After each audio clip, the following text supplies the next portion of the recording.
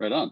And so I think the last time we spoke, we had just kind of been kicked out of the offices, Yeah. and we were now fully remote. I hear, a big congratulations is in order. You have a whole new role, and Yeah. that's kind of based off of, that what the work you started with design sprints at Prudential, right?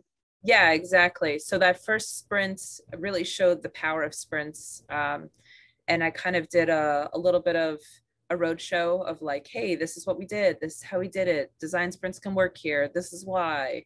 Time boxing, a decider, real outcomes, testing, putting in front of users, really things that we just hadn't done. That area at that time, I was just in group insurance. So it was, your workplace benefits, really just group insurance. I don't think we had merged into workplace solutions, so not even the retirement side of that yet, and really focused on getting people, on their disability and tracking and choosing their benefits and things like that.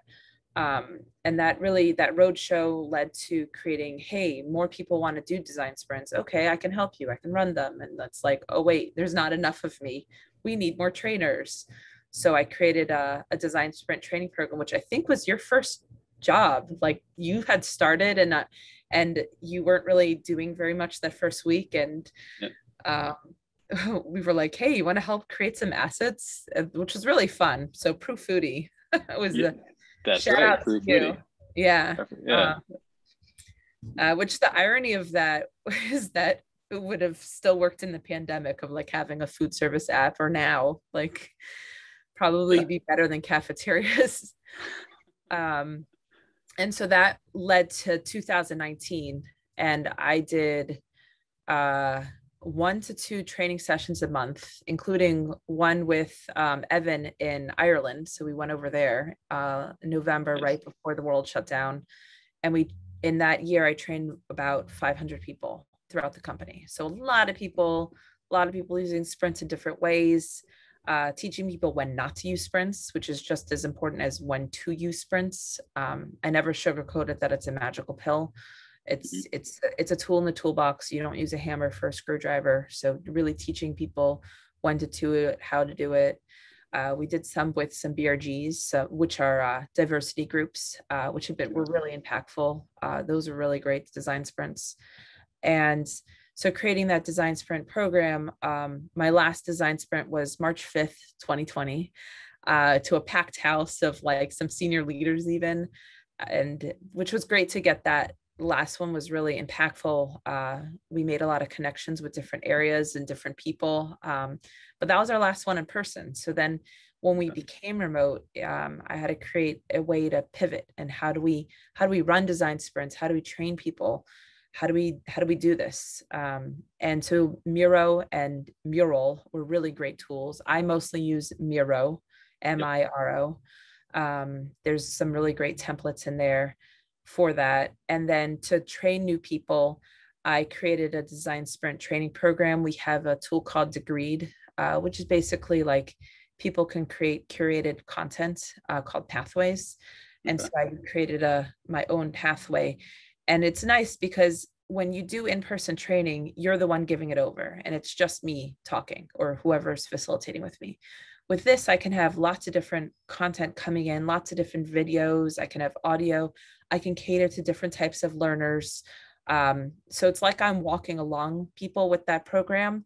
And at the end of the program, we do an in-person virtual mini design sprint. So people get to experience the design sprint, but it's much smaller. And then hopefully they can then conduct one on their own. It's also nice doing it virtually. You have a lot more metrics than doing it in person.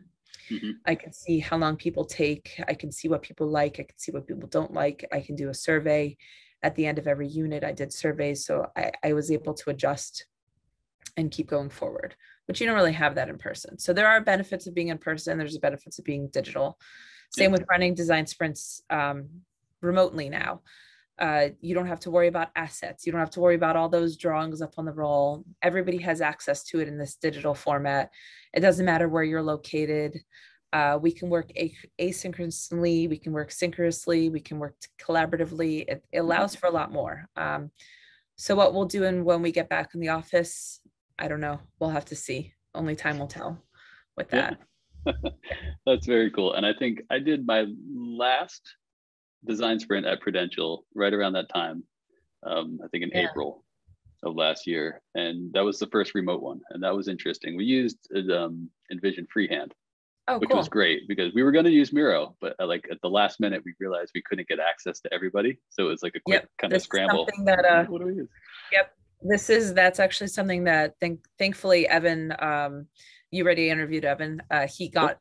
He solved that problem for us. So now we're able to do this a lot quicker and figuring out how to work faster, Yeah. get people trained up. We're actually creating like a best practices way of making sure people use Miro. Yeah. And we like live in Miro. I use it for everything now. Yeah. Just that big canvas is just so fun. Yeah. No, I love them, and I think it almost it makes it a little bit easier, I think, and less intimidating for a lot of people because they Mhm. can they get how to draw a box and a line on the computer, Yeah.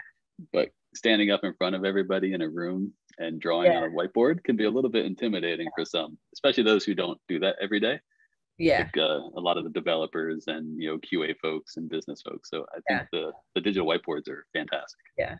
They always have the best ideas though. When you get They a do. pencil in their hand, it's just Yep.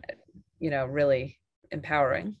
Yeah, and that's why getting everybody in the room. I always find the sales people, the people who Yeah. spend like all the time with the clients and customers, they're always the best people to have in the room. I love that.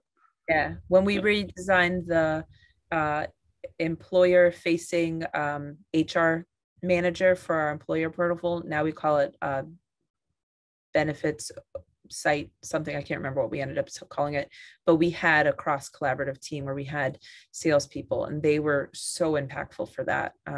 It was just Yeah. amazing. Oh, very cool. So this might be a little bit over the heads of some. So